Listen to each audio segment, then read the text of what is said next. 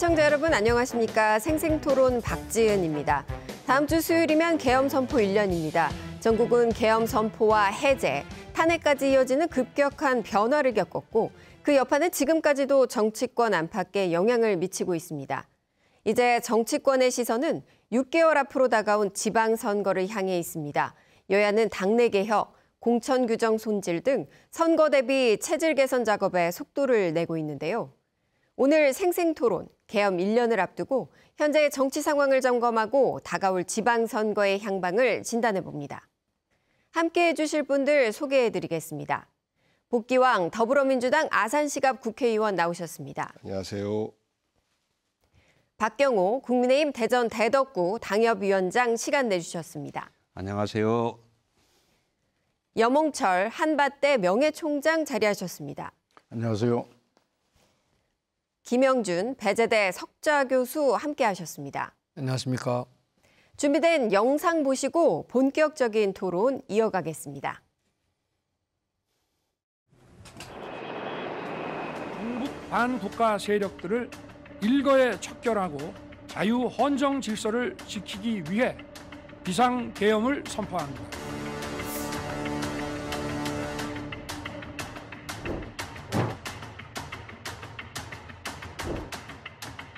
필요하다면 국민의힘을 위헌정당 해산 심판 대상에 올려 헌법적 절차를 밟겠습니다.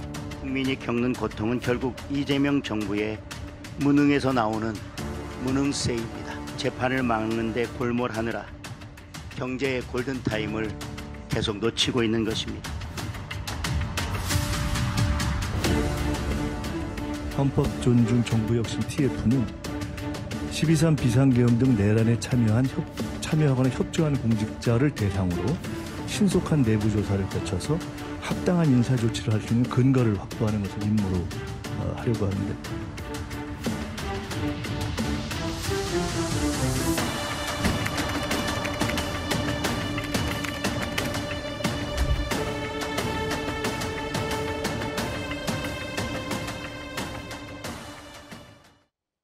네, 지난해 12월 3일 비상계엄이 선포된 뒤 정치권은 큰 격변의 한 해를 보냈습니다. 2024년 12월 3일 비상계엄 선포 이후 대통령 탄핵 그리고 지난 6월 3일 조기 대선까지 이어졌던 1년의 정치 과정은 전국을 크게 흔들어 놓았고요. 그 후유증은 먼저 지금까지도 아직 이어지고 있습니다. 지난 1년 정치권 무엇이 달라졌는지 먼저 복귀왕 의원님께 질문 드리겠습니다. 1년 전 12월 3일 날 참 무서웠습니다. 아내에게 전화를 해서 집에 아마 군인이나 경찰이 올 거야. 집 정리 잘해두고 놀라지 말고 있어. 그리고 저는 겨울옷을 챙겨서 한동안 집에 못 들어갈 각오를 하고 국회를 갔고 그 국회에서 국회 문을 봉쇄한 경찰들과 몸싸움을 하면서 밖에 있는 우리 의원들을 안으로 들어오게끔 노력하고 그리고 의장님이 다행히 의장실에 도착했다 하셔서 의장실로 뛰어가서 당장 우리가 무엇을 해야 되는지에 대한 짤막한 회의도 하고 했던 그런 기억들이 있는데 그 두려움이 지금은 다행이다라는 어떤 그 안도의 한숨과 더불어서 다시는 대한민국에서 그런 불법적인 비상계엄이라는 말도 안 되는 사태를 재발되지 않도록 막기 위한 제도를 어떻게 만들어 갈 것인가 이렇게 고민하고 골몰했던 지난 1년이 아니었나 싶습니다. 우리 국민 여러분께서 정치에 대해서 많이 아쉽고 정치가 불안정한 것에 대해서 걱정하실 텐데 지난 1년 동안의 이런 갈등 과정이 저는 우리 민주주의를 더 단단하게 하는 그러한 과정으로 역할을 했으면 하는 바람을 갖고 있습니다. 네.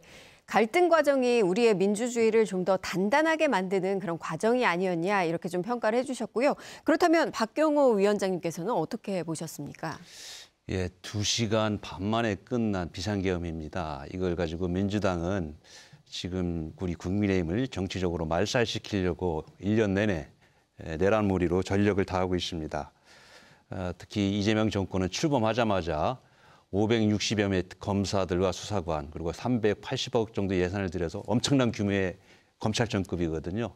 특검, 3개 특검을 발동해서 지금 6개월 가까이 정치 보복 수사를 하고 있습니다. 그 와중에 사람도 죽었습니다. 어제는 국회에서 추경호 전 대표에 대해서 체포 동의안이 가결됐습니다. 물론 민주당이 주도로 됐습니다. 그 비상계엄 정신없이 우왕좌왕하던 상황에서 과연 추경호 전 대표가 어떻게 표결을 방해했다는 것인지 저는 이해가 안 갑니다. 그러니까 1년을 돌이켜보면은 이재명 정부 출범 이후에 대북 사법부 장악을 하고 또 이재명 대통령에 대한 재판을 연기시키고 또 대장동에는 항소 포기, 노란봉투법, 또 덧센상법으로 이 기업을 옥죄게 하고 있습니다. 또 물가 불안, 또 국민연금을 주가 부양이나 지금 환율 방어에 쓰는 거 아니냐 이런 여러 가지 의혹의 시선이 있는데, 그러니까 제가 지난 1년을 평가할 때는 대한민국이 무너지고 있다, 무너져가고 있다 이렇게 평가를 하고 싶습니다. 네. 대한민국이 무너지고 있다 이렇게 좀 평가를 해주셨는데, 그렇다면 이제 염홍철 명예총장님 같은 경우에는 지난 1년을 좀 어떻게 평가하시겠습니까? 예, 1년 전 계엄령은 아주 잘못된 것이죠. 민주주의 선진국가에서 민주주의 후진국가로 추락하는 그런 계기를 만들었습니다. 제가 민주주의 선진국가라고 하는 것은 저 개인적인 주관적 판단이 아니라 매년 영국 이코노미스트에서 1월 달에 세계 각국의 민주주의 지수를 발표하는데 우리가 항상 미국, 일본보다 조금 앞서 있는 순위를 지켜왔습니다. 그렇다면 민주주의 선진국이죠. 그런데 계엄이라고 하는 것은 정말 후진국에서 할 수 있는 그런 정치적인 행위이기 때문에 이건 아주 잘못된 것이었다. 그동안 1년 동안 지금 여야가 대립하고 있습니다만 그런 대로 잘 회복을 해서 정상 궤도에 진입을 했다. 앞으로 더 토론을 해야 되겠습니다만 여야가 어떤 비상한 각오로 이런 위기라고 할까 이것을 극복해야 된다고 생각합니다. 네, 계엄은 민주주의에서 있을 수 없는 것이다 이렇게 좀 지적을 해주셨고요. 그렇다면 여야가 좀 힘을 모아야 한다 이 부분에 강조를 해주셨는데 우리 김영준 교수님은 어떻게 보십니까? 예, 한국 민주주의의 빛과 그림자가 상존했다라고 볼 수가 있는데요. 예. 계엄이 터지고 그리고 탄핵되고 권력 교체되니까 해외 모든 언론들이 어떻게 평가를 했냐면 한국의 민주주의의 복원력을 높이 평가한다. 그러니까 다시 얘기해서 헌법적 통제 장치가 실제로 작동을 했고 시민사회가 즉각적으로 반응을 했고 헌법 절차에 따라서 모든 것이 이루어졌기 때문에 이거는 굉장히 높이 평가받을 만하다는 그런 지적들이 많았어요. 그래서 계엄 이후에 국민들이 절실히 바랐었던 거는 뭐냐면 정치 정상화라고 저는 봅니다. 네. 그런데 1년을 평가를 해보면 뭐 이전과 1년과 거의 차이가 없는 한마디로 얘기해서 정치 없는 민주주의다. 그러니까 민주주의가 작동되기 위해서는 정치가 복원이 돼야 되는데 정치라는 거는 국민의 요구와 이익이 제도화되고 그리고 책임이 있는 정책을 생산하는 것이 기본인데 지금 보면은 계엄 이후 1년 동안 여전히 적대 정치가 난무하고 있고 권력 투쟁만 이루어지고 하다 보니까 국민들이 그런 부분들에서 상당히 실망한 부분들도 있다고 보기 있고요. 그래서 실은 정말 필요한 과제는 빠른 시일 내에 정치 있는 민주주의, 정치 정상화가 절대적으로 필요한 시기라고 저는 봅니다. 네, 계엄 이후에 이 정치 정상화를 기대했지만 이 정치 정상화는 거리가 멀고 오히려 정치가 없는 민주주의 사회가 되었다 이렇게 좀 지적을 해주셨습니다. 그래서 정부가 지난해 1.23 비상계엄 당시에 그 계엄에 협조하거나 가담한 공직자들에 대한 조사를 본격화했습니다. 이 헌법 존중 총괄 TF를 가동했는데요. 이게 과연 이 정권의 충성 경쟁을 유발할 수 있는 것이다. 뭐 이런 주장들도 나오고 있고 공직사회를 줄 세우게 하는 것 아니냐 이런 비판도 있는데요. 그런데 반면에 또 꼭 필요한 후속 조치다 이런 말도 있습니다. 과연 우리는 어떻게 봐야 할지 이 부분도 좀 정확히 짚어봤으면 좋겠고요. 먼저 박경호 위원장님은 좀 어떻게 보세요? 예, 아까 저 화면에 우리 김민석 총리가 그 무슨 TF를 발동하겠다 이런 말씀을 하시던데 예. 총리와 대통령이 이렇게 우리 국민의 사생활을 침해하는 TF를 발동해서 불신풍조를 조장하는 것이 과연 옳은가 이런 생각을 가지고 있습니다. 공무원도 개인인데 개인의 사생활을 보겠다는 거거든요. 그것은 영장주의에 위배되는 것이죠. 저는 이것이 우리 공직사회를 불신사회로 더 이렇게 치닫게 하고 줄 세우기 그런 정책의 일환으로 보고 있어서 이런 짓은 하지 말아야 된다라는 입장입니다. 네. 그리고 복귀왕 의원님, 그리고 이번 계엄 사태를 계기로 사실 그 76년 동안 유지되어 온 국가공무원법이 좀 개정되지 않았습니까? 이 공무원의 복종 의무 조항이 이제 폐지됐고 위법한 지휘 감독에 대한 이행 거부 조항이 새롭게 마련됐는데 이 같은 흐름은 좀 어떻게 평가해야 할까요? 저는 뭐 당연한 흐름이라고 봅니다. 복종의 의무다라고 하는 것은 과거 군사 독재의 잔존의 표현 아닌가 싶고요. 위법한 명령에 대해서는 공무원이 당연히 의사 개진과 명령 거부를 행사할 수 있도록 법적 제도적으로 장치를 해야 된다라고 생각을 해요. 당연한 수순이고 저는 지금 비상계엄의 어떤 그 잔재, 여전히 내란이 진행되고 있는 지금의 상황이라고 많은 국민들이 걱정을 하고 있는데 그 당사자였던 국민의힘을 비롯해서 윤석열을 지지하고 있는 그 국민들은 반성이 없어요. 2시간 몇 분짜리 계엄인데 뭐 무슨 상관이냐 이럽니다. 우리 대한민국의 민주주의를 근본적으로 흔들고 전 세계를 깜짝 놀라게 했던 큰 사건을 저질러 놓고 이것에 대한 반성이 없이 그럴 수도 있지. 그리고 공무원들은 거기에 그 사실 부안해동한 공무원들에 대해서 당연히 처벌이 있어야 되는데 그거는 정치 보복이다라고 이야기를 해요. 추경호 원내대표 실제 본회의 소집을 방해한 혐의가 짙습니다. 저는 그 현장에 있었기 때문에 알고 있어요. 몇몇 의원들이 사실 국민의힘에서 당론을 거부하고 오는 듯한 부담감을 안고 본회의장으로 오는 그런 모습들을 저는 생생히 확인을 했습니다. 그런데 그 반성이 없다 보니까 지금의 갈등이 진행되고 있는 거예요. 12월 3일 끝나고 나서 4개월 넘게 거의 5개월 정도 우리는 탄핵이 진행됐습니다. 4월 3일 탄핵 끝나고 2달 동안 대통령 선거 치렀어요. 지금 이재명 정부 새롭게 출범한 지 6개월이 채 안 됐는데 지금 정치 난맥상에 마치 모든 것이 다 이재명 정부의 탄 마냥 이렇게 몰아붙이고 있어요. 이런 것들이 우리 국민들을 사실 분노케 하고 그러기 때문에 점점 정치가 점점 더 그 양극단으로 치닫고 있는 이런 것 아닌가 저는 그렇게 생각을 하고요. 저는 불법 비상계엄에 동조했던 그런 것에 대해서 담백하게 사과하고 다시는 우리 역사에서 그런 것들을 반복해서는 안 된다라는 불법 비상계엄, 내란에 대한 청산 작업까지도 저는 야당이 함께 동참을 해주면 지금 우리 정치가 이렇게까지 혼란스럽지는 않을 수 있지 않을까라고 생각합니다. 네. 불법 계엄에 대한 그 반성이 있었냐 이런 질문을 던져주셨고요.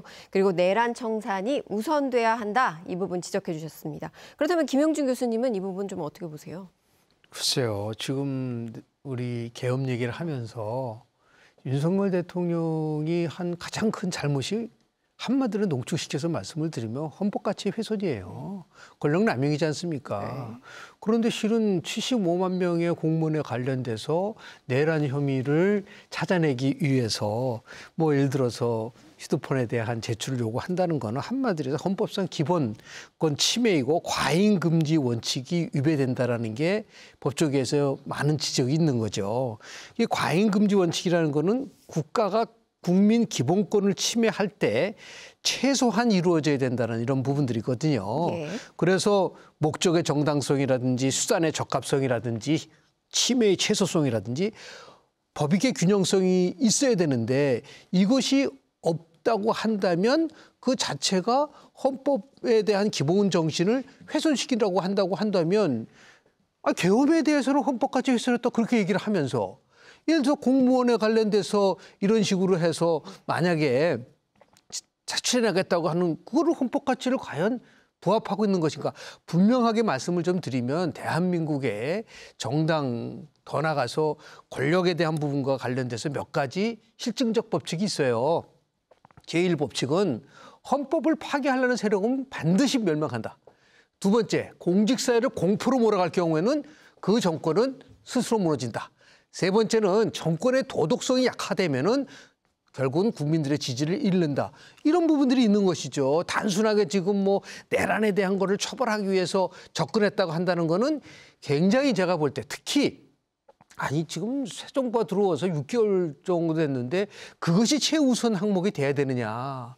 민생을 살리고 국제관계를 정말 잘 수립하고 안보를 강화하는 이런 쪽이 최우선 과제가 돼야 되는데 이런 식으로 계엄 공직자 조사를 한다는 것은 제가 볼 때는 참 나름대로 한계가 있다는 것을 좀 지적하고 싶습니다. 네, 계엄에 가담한 공직자들을 조사하는 것보다 민생이랑 국제관계를 좀 더 챙기는 것이 우리 정부가 할 일이 아니냐 이 부분을 지적을 해주셨고요. 그럼 여명철 우리 명예총장님은 어떻게 보십니까?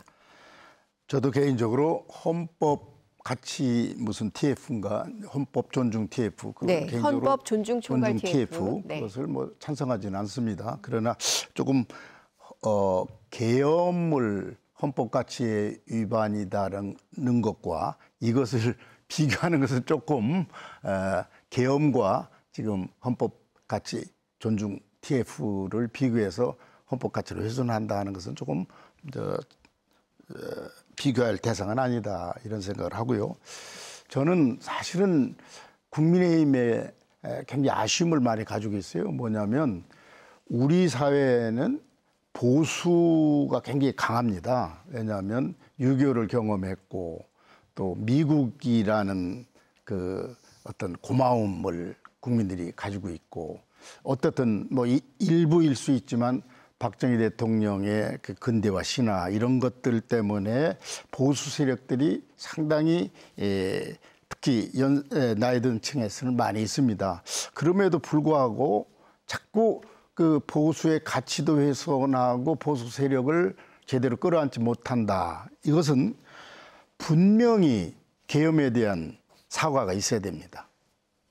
그것도 국민들이 납득을 하지 않으면 또 야당에서 언론에서 지적을 하면 2번, 3번, 10번이라도 사과를 해야 됩니다. 다만 지금 내란이냐 아니냐라는 것이 쟁점인데 계엄이 잘못됐다는 것은 헌재의 판결이 있었고 내란에 대해서는 이건 형법의 문제이기 때문에 지금 수사 또는 재판이 진행 중이에요. 그러나 전 개인적으로 내란이라고 확정은 저 개인적으로 할 수는 없지만 최소한도 내란 미수, 내란 수괴 미수에는 해당된다 개인적으로 그런 판단을 합니다. 그러나 내란이 아니다 무조건 그렇게 전제해서 정치투쟁을 하고 또 계엄에 대해서도 일부는 오히려 옹호하고 이것은 국민들에게 설득력이 전혀 없다. 그래서 그 국민의힘은 국민들의 정서를 제대로 읽지 못하는 것 같다. 그런 점에 대해서 저는 좀 조언을 드리고 싶습니다. 네. 제가 좀 국민의 입장에서 말씀을 드리면 네. 비상계엄에 대해서는 뭐 여러 사람이 사과를 했습니다. 잘못됐다고. 그리고 지금 우리 영철 시장님 말씀하셨던 그 내란죄는 우리 알다시피 목적범이거든요.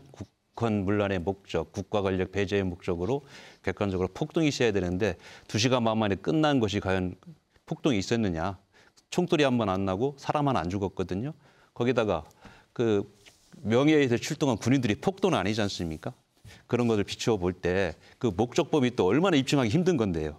그 윤석열 대통령 비상계엄 선포문에 보면 뭐 반국가 세력 척결하겠다. 그걸 목적으로 비상계엄 선포한다. 이제 이것이 과연 부합하느냐 안 하느냐 지금 법정에서 지금 따지고 있는 중이거든요. 근데 내란을 확정된 것처럼 지금 뭐 시중에서는 그렇게 진행하고 저도 영장심사에 들어가서 기각시킨 예도 있는데 아직 확정이 안 된 것이다. 뭐 내란에 대해서는 각자의 입장이 있겠지만은 재판 중이니까 그 과정을 지켜보자. 저는 그런 입장입니다. 네, 내란에 대해서는 조금 입장을 지켜보자는 입장이었고요. 그러면 복 의원님께서는 좀 어떻게 말씀하시겠습니까? 뭐 입장을 지켜봐도 결과는 뻔할 것 같습니다. 과거 광주 때도 그랬고 87년 6월 항쟁 때도 그랬습니다.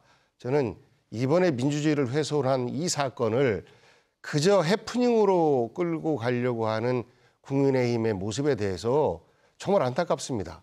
여야 보수와 진보의 가치는 함께 가야 하는데 이것이 정치적 유불리에 따라서 명백히 잘못된 것임에도 불구하고 물타기 하려고 하고 넘어가려고 하고 한다면 저는 우리 정치가 바로 갈 수 없다라고 생각합니다. 그런 측면에서 잘못된 불법 비상계엄에 대해서 명확하게 잘못이라고 사과하고 그리고 나서 그 잔재를 말끔하게 해소하는 데 국민의힘이 함께 정치 일선에서 노력한다면 우리가 이렇게 갈등할 여지도 없어요. 그런데 말씀 속에서 마치 불법 비상계엄은 별것 아닌 것처럼 느껴지는 많은 사례들이 나오고 있는 거 아니겠습니까? 그렇기 때문에 저는 이 부분에 대한 정리를 정치권에서 먼저 할 필요가 있다라고 생각합니다. 네.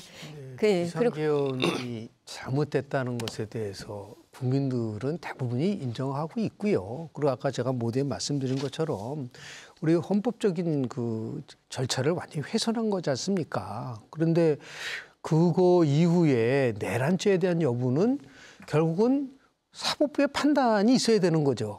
그럼 제가 묻고 싶어요, 민주당한테. 민주당에게 불리한 것이 나오면 항상 쓰는 말이 뭐죠? 무죄 추정의 원칙을 얘기를 합니다. 그러면 왜 그 무죄 추정의 원칙이 윤석열 대통령한테는 적용이 안 되고 다른 진보 정치인한테는 적용이 돼야 되느냐. 대통령과 관련된 여러 가지 지금 재판이 진행 중인데 중지돼 있는 상태예요. 그럼 범죄자라고 얘기하면 뭐라고 그러죠? 민주당에서는 무슨 범죄자냐. 아직 판결도 나오지 않았는데. 그럼 왜 이재명 대통령한테는 그렇게 관대하고 상대방한테는 그렇게 엄격해야 되느냐. 차분하게 내란이 잘못됐기 때문에가 아니라 비상계엄이 잘못되고 헌재가 판결을 내렸잖아요. 탄핵할 정도로. 그러면 차분하게 사법부의 판단을 기다려야죠. 계속해서 처음부터 끝까지 내란 청산이란 걸 가지고서 국정을 끌고 가려고 했을 때 과연 국민들이 그 부분에 대해서 제가 말씀드린 정치 정상화가 이루어지는 것이냐에 대한 실망감이 있는 겁니다. 지금은 경제적으로 굉장히 어려운 시기입니다. 이 부분에 대해서 집중할 필요가 있다는 말씀 좀 드립니다. 네. 민주당에 대해서 말씀을 하셨기 때문에 우리 국민들이 윤석열 정부를 탄핵시키고 새롭게 이재명 정부를 선택한 이유는 과거의 잘못까지도 정리를 해라. 네. 죄송합니다. 이런 과제를 주어주신 겁니다. 그런데 지금 경제 어렵고 외교관계 어려운데 왜 자꾸 과거에 얽매이느냐라는 말씀이거든요. 그것이 반복이었어요.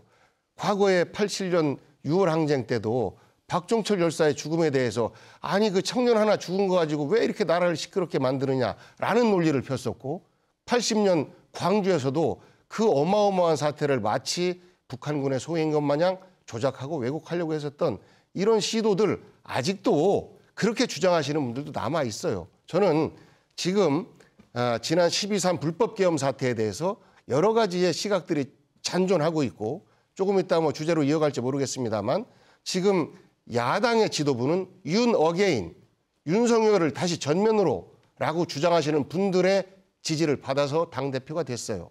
그렇기 때문에 우리 정치가 갈등하고 있는 것이고 그렇기 때문에 그에 대한 정리가 필요하다라는 말씀을 드렸던 겁니다. 네, 지금 보니까요. 계엄에 대해서는 헌법 가치를 훼손한 문제다라고 이제 의견이 동일한 것 같습니다. 그런데 이제 내란죄를 두고는 이제 청산을 해야 한다 이런 입장과 사법부의 판단이 먼저지 않냐 이런 입장이 좀 맞서고 있는 것 같은데요.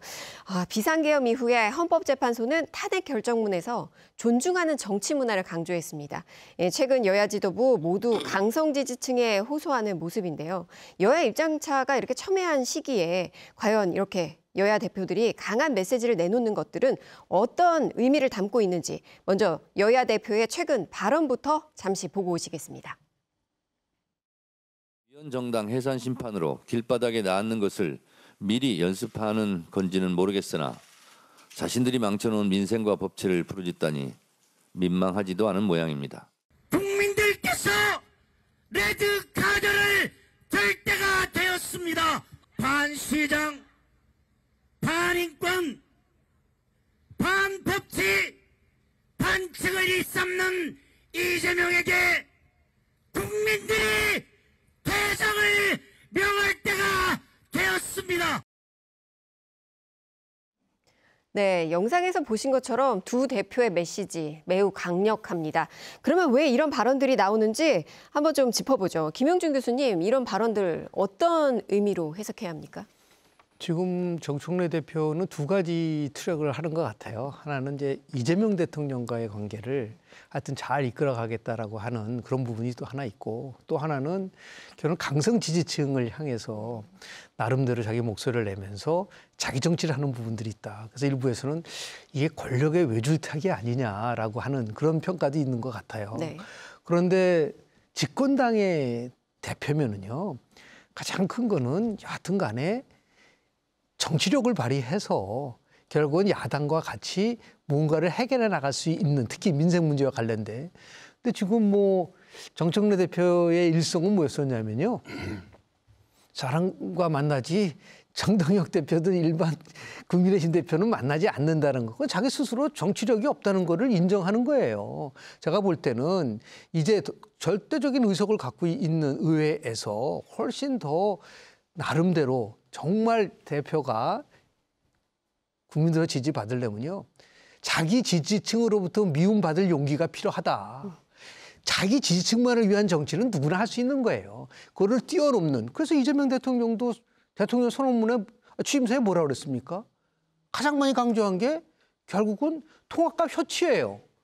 대통령이 통합과 협치를 얘기를 하면 집권당 대표도 거기에 맞춰서 그런 부분들이 보조를 맞춰야 되는데 그냥 강성 일변도로 조셉 나이가 얘기하는 파워, 권력은 여러 가지가 있지만 힘에만 의존하는 하드 파워인 경우에는 한계가 있을 수밖에 없다. 결국 상대방을 설득하고 매력을 느끼고 국민들이 지지를 받을 수 있는 소프트 파워에 더 많은 비중을 둬야지 그 대표에 대해서 국민들이 지지 가질 수 있는데 너무 힘에만 의존하는 강성적인 그러한 자세를 갖고 있었던 것이 아닌가라고 하는 그런 평가가 좀 지배적입니다. 네, 교수님께서 말씀해 주신 부분 중에 자기 지지층에게 미움받을 용기가 필요하다 이 부분을 말씀해 주셨는데 여야 모두에게 해당되는 그렇습니다. 말이 아닐까 네네. 싶습니다. 예, 복경 의원님은 이 부분은 어떻게 보십니까? 그러니까 조금 전에 말씀드렸던 것처럼 극단으로 치닫고 있습니다. 윤석열을 다시 전면으로 주장하는 세력들이 그 지금의 당대표를 만드는 데 크게 기여를 했고 말도 안 되는 주장을 하는 그 유튜버들이 지금의 장동혁 대표를 만드는 데 기여를 했어요. 그러다 보니 그 대척점에 서 있는 민주당 입장에서도 똑같이 그런 그들의 주장과 논리를 막는 이야기를 할 수밖에 없습니다. 저도 과거 정청래 대표가 말씀하신 것처럼 사람하고 악수한다 이런 발언에 대해서는 매우 부적절하다라고 생각해요. 품넓은 그 다수당 대표의 모습을 보여주기를 저도 간절히 바라고 희망하고 있습니다. 하지만 여지를 좀 주셨으면 좋겠어요. 윤석열을 다시 전면으로 윤석열은 무죄다라고 주장하시는 분들 지금 이 시대는 윤석열을 심판한 것이고 그 윤석열 시대를 깨끗이 정리하고 새로운 시대로 나가야 된다라는 시대적 과제, 국민적 과제가 주어진 것인데 계속해서 앞으로 못 가게 발목을 잡고 있다라고 한다면 민주당 대표 입장에서도 취할 수 있는 여지가 별로 없어 보입니다. 지금 국민의힘 장외투쟁하고 있습니다. 얼마나 많은 우리 국민들이 동의하는지 모르겠어요. 결국은 강성 지지층을 대상으로 해서 본인들의 당권을 강고히 하고자 하는 이런 의도가 숨어져 있는 것 아닌가 싶습니다. 네. 이런 잘못된 의도들이 결국 우리 정치를 더 험난하게 더 갈등의 그 소용돌이로 빠져들게 하고 있는 것 아닌가 싶습니다. 네, 박경호 위원장님, 이제 12월 3일이면 이제 장동혁 대표가 취임 100일이지 않습니까? 예. 이 메시지 어떻게 내놓을 걸로 보십니까? 지금 우리 복교한 의원님께서도 말씀하셨듯이 지금 저희들이 장애투쟁을 하고 있는데 그렇게 할 수밖에 없는 게 원내에서는 아무것도 안 됩니다. 뭐 일방적 일방 독주니까 합의라는 것도 없고 또 민주당이 다 일방적으로 통과시키니까 결국 장애로 뛰쳐나간 그런 원인을 제공한 게 저희는 민주당이다. 그리고 자꾸 윤호개인 세력을 언급하시는데 그 증거 없이 자꾸 그렇게 하시면 안 됩니다. 그 장동혁 대표는 우리 국민의힘 골고루 지지를 받아도 당 대표가 저는 된 걸로 알고 있습니다. 저는 여야 지도부가 참 문제라고 생각하는데 어저께죠. 우리 이재명 대통령께서 그 공범입니다. 대북송금 유죄 확정자 이화영 그 재판의 증인이 한 60여 명을 검사들이 청구했는데 그 6명만 채택했거든요. 그리고 검사들이 그에 항의하는 의미로 퇴장을 한 걸 가지고 뭐 법정 모독이다, 뭐 사법 질서 흐르는 헌정 질서 문란이다 이러면서 감사를 지시했어요. 근데 이 대통령은 그렇게 하면 안 됩니다. 공범이거든요. 이해관계자거든요. 이해상충이 있는 사람입니다. 그런 사람이 이런 부당한 지시에 대해서는 하면 안 된다고 지금 보고 있고 이렇게 지금 우리가 서로 이렇게 화합할 수 있는 그런 장면이 안 나오고 있습니다. 누가 보더라도 그런 지시를 하시면 안 됩니다. 그런 사례에 비추어 볼 때 그럼 추미애 우리 위원장하고 민주당이 지금 어떻게 하고 있습니까? 조희대 대법원장 하루 동안 국회 잡아놨지 않습니까? 거의 감금하다시피 했어요. 그리고 대법관들 뭐 탄핵하겠다, 특검하겠다 겁박합니다. 그 아까 말씀드린 그 검사들이 퇴장한 그거에 비추어 보면은 거의 뭐 이 정도는 뭐 반국가 세력이 하는 그런 정도가 아닌가 할 정도로 제가 너무 기가 막혀가지고 그렇게 하고 있으니까 우리가 지금 협치도 안 되고 우리 국민에게 밖으로 나갈 수밖에 없고 네. 저희들 어제 체포동의안도 가결됐죠. 예. 당원 명부도 압수됐죠. 당사 압수수색 당했죠. 저희들 지금 못 살겠습니다. 지금. 네. 그리고 또 그 부분 좀 여쭤볼게요. 지금 초선 의원들 같은 경우에는 이제 좀 중도를 끌어안아서 좀 이게 중도적인 메시지를 내야 한다라는 이제 주장들을 하고 있잖아요. 그런데 그 부분에 대해서 장동혁 대표 어떤 메시지 낼 것으로 보세요?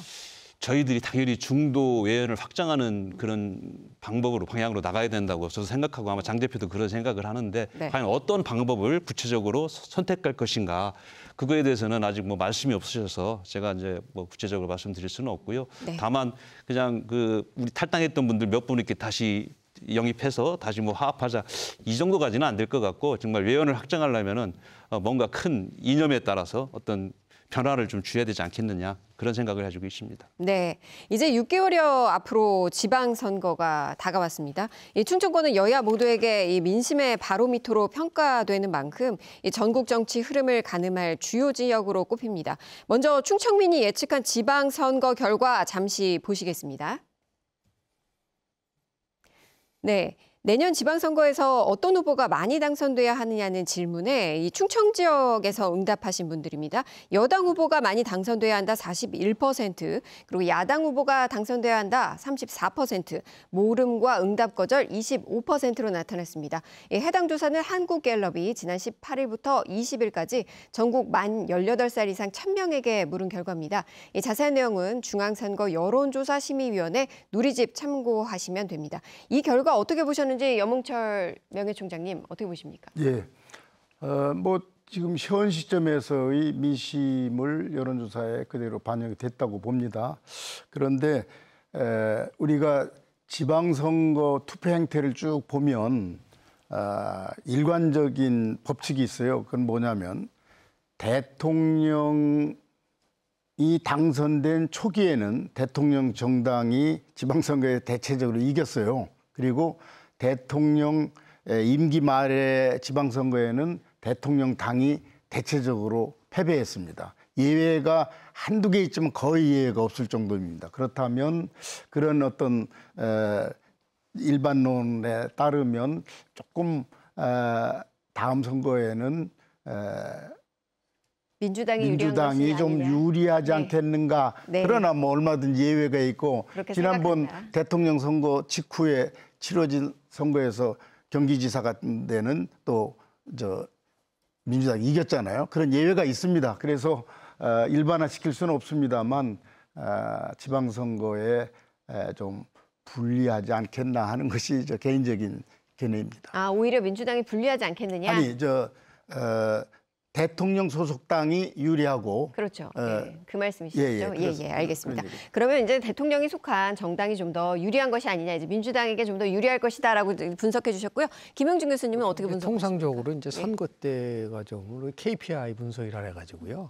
3-4가지를 핵심적으로 봅니다. 그러니까 대통령 국정운영 지지도가 어느 정도냐. 그러니까 당연히 우리 윤 총장이 말씀하신 것처럼 집권 초기에는 대통령 국정운영 지지도가 좀 높은 것이 이제 맞거든요.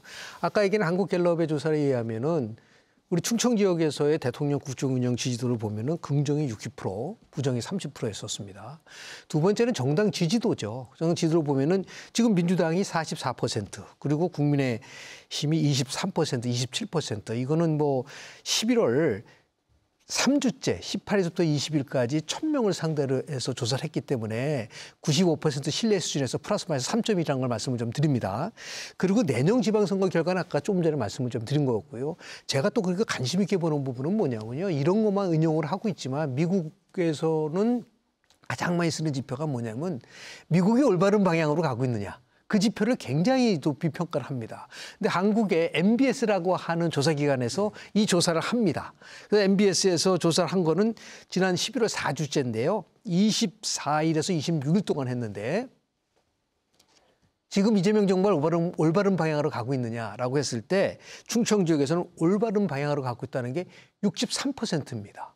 굉장히 높아요. 전체 평균이 56%인데 충청 지역에서는 7% 높게 나오고 있습니다. 그러니까 지금 제가 얘기하는 이 네 가지 지표로 본다고 한다면 상당히 지금 민주당한테 유리한 국면인 거는 맞는 거죠. 거기에 비해서 장동혁 대표 체제가 8월에 지금 이제 취임하고 나서 지금 20% 초반에서 지금 지지율이 완전히 정체 상태에 있는 부분들이 있는 거거든요.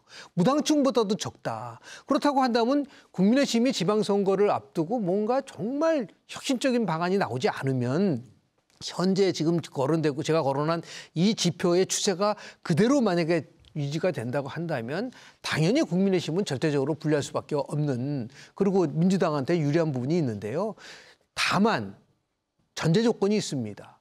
그럼에도 불구하고 모든 것을 전부 다 다시 내란몰이하고 예를 들어서 청산하겠다는 걸 가지고서 꾸준히 가져가는 상황 속에서 경제가 급격하게 나빠진다고 한다면 상당히 나름대로 의외의 결과가 나올 수 있다는 말씀을 좀 드립니다. 네, 새로운 지표를 활용하셔서요. 자세한 내용은 중앙선거 여론조사 심의위원회 누리집을 참고하시면 됩니다. 예, 마지막 질문 드리겠습니다. 복귀영 의원님, 우리 지방선거에 승리하기 위한 전략들, 그리고 정치가 복원되기 위해서 어떤 전략 필요하겠습니까? 지방선거가 승리하려면 첫 번째가 정부 운영이겠죠. 정부 운영을 얼마나 잘 하느냐. 말씀하시는 것처럼 불법 비상계엄의 잔재를 청산하는 것도 중요하지만 첫 번째는 경제 문제 아니겠습니까? 우리 국민들의 민생을 어떻게 따뜻하게 보듬느냐. 그리고 현재 각 세계 각국의 열강이 자국의 이익을 위해서 올인하고 있는 때에 어떻게 대한민국의 이익을 외교적으로 지켜내느냐가 큰 어떤 그 평가 기준이 될 텐데, 앞으로 한 6개월 정도 남았습니다. 이재명 정부의 국가 균형 발전 전략들이 각 지역으로 좀 전파가 되고 그런 것들이 신뢰감 있게 다가간다라고 한다면, 특히 우리 충청 같은 경우는 전국 선거의 바로미터 지역 아니겠습니까? 저는 우리 충청민들께서 그래도 이재명 정부에게 좀 힘을 주고, 그리고 그동안 평가를 받았던 지역에서 일꾼들의 활동 내용을 봤을 때 저는 우리 민주당이 평가를 잘 받을 수 있는 가능성이 좀 높아 보입니다만, 그럼에도 불구하고 늘 겸손하고 낮은 자세로 열심히 우리 시도민들을 모신다면 우리 좋은 평가를 받지 않을까, 이런 기대감 속에서 준비하겠습니다. 네, 박경호 위원장님 정리해 주시죠.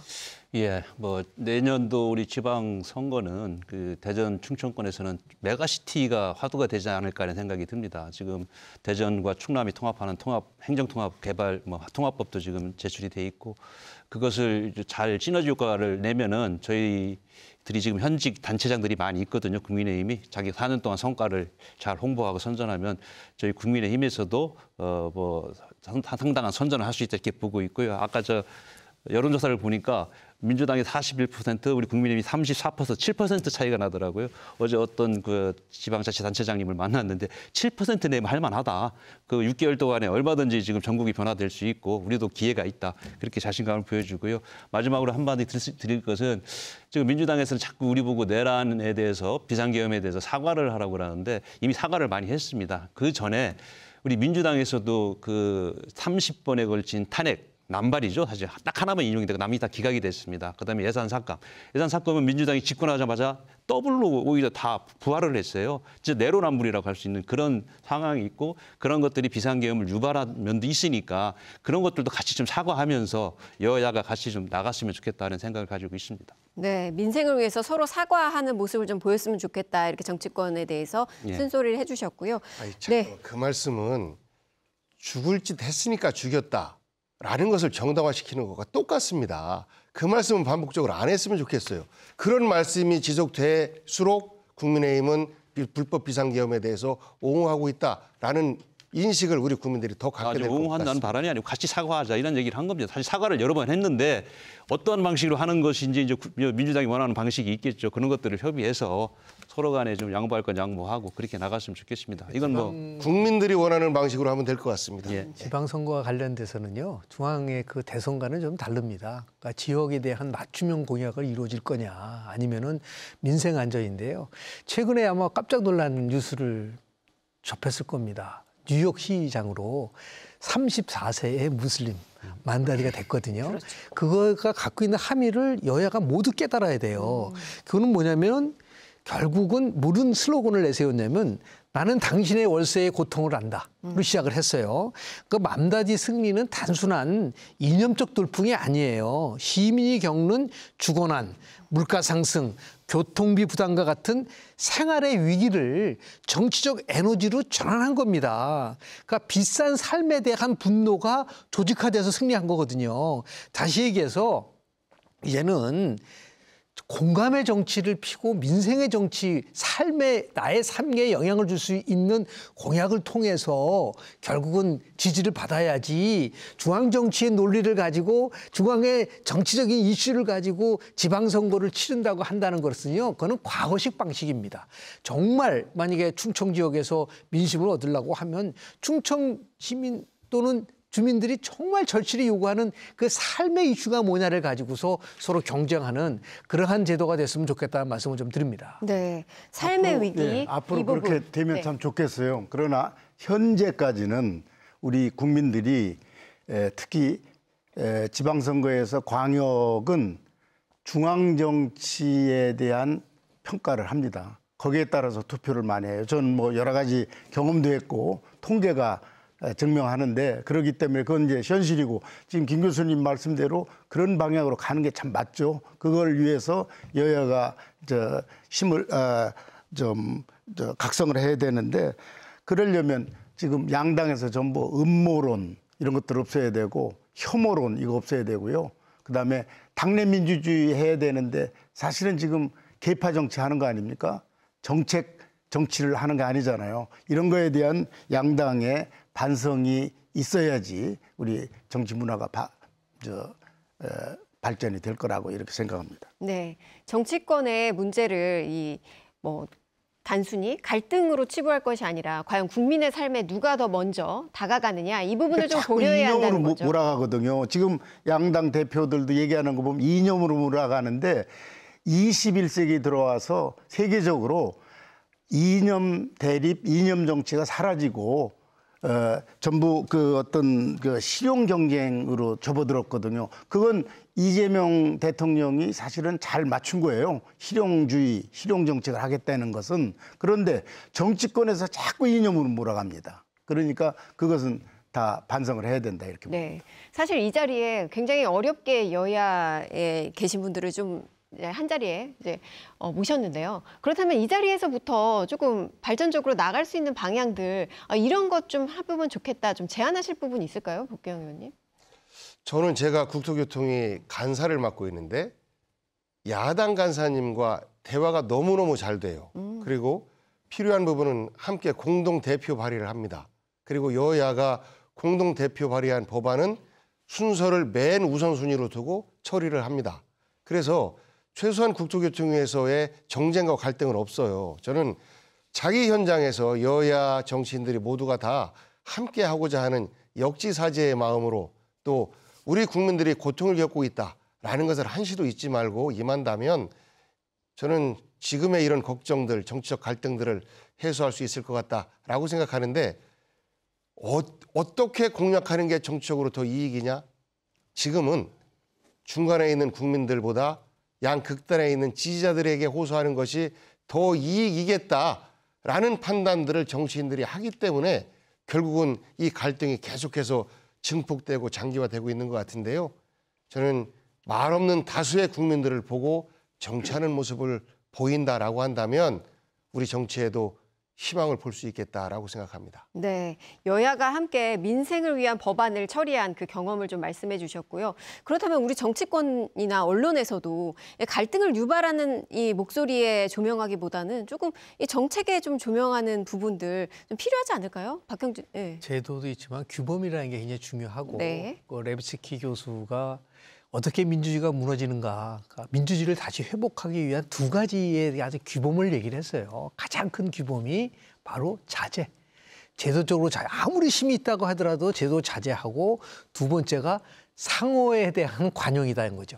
지금 복 의원님 말씀하신 이 부분을 자제와 관용이라는 것이 이루어지기 때문에 국토교통부가 상임위가 잘 이루어지는 제가 국민의힘 간사를 너무너무 잘 알아요. 그러니까 두 분이서 그게 바로 자제와 관용이라고 하는 이거는 권력에 대한 협치는요. 수없이 얘기를 했지만 윤석열 대통령 때도 권력을 가진 쪽에서 하는 겁니다. 협치를 상대방으로 협치를 하라고 하면 안 돼요. 권력을 가진 쪽에 훨씬 더 많이 자제하고 관용을 베풀면 이것이 이제 우리가 얘기하는 협치가 복원이 되고 나가서 그것을 토대로 해서 제가 조금 얘기하는 삶의 정치를 강화시키는 거로 나갈 수 있는 길이 열릴 수 있을 거라고 저는 봅니다. 네, 그렇군요. 그렇다면 이제 박경우 위원장님 같은 경우는 좀 어떤 것들 필요하다고 보세요? 지금 환율이 치솟고 있잖아요. 네. 뭐 경제가 좀 더 어려워질 것 같은데 또 지난 부동산 대책이 좀 실패다. 젊은 사람들이 내 집 마련이 더 어려워졌다. 이런 얘기들이 많이 돌고 있습니다. 정말 청년 일자리 창출하고 또 청년들한테 많은 도움을 주는 그런 정책들이 여야 합의로 많이 나왔으면 좋겠습니다. 그게 민생 경제 아니겠나 이런 생각을 하고 있습니다. 네, 그렇군요. 네, 지금 토론을 마무리하겠습니다. 계엄 이후 1년, 계엄은 우리에게 극단으로 치닫는 대립의 정치를 정상화해야 한다는 교훈을 남겼습니다. 하지만 지난 1년 정치권은 오히려 반대 방향으로 움직인 듯합니다. 계엄의 원인을 두고 진영 갈등이 거셌고 이를 정치적 자산으로 활용하려는 움직임은 없었는지 되묻고 있습니다. 정치권은 6개월 뒤 또다시 민심의 평가 앞에 섭니다. 타협과 조정의 시간을 통해 정치권이 민심에 다가가는 계기가 되길 바라며 생생토론 마치겠습니다. 네 분 수고하셨습니다. 함께 시청해주신 여러분 감사합니다.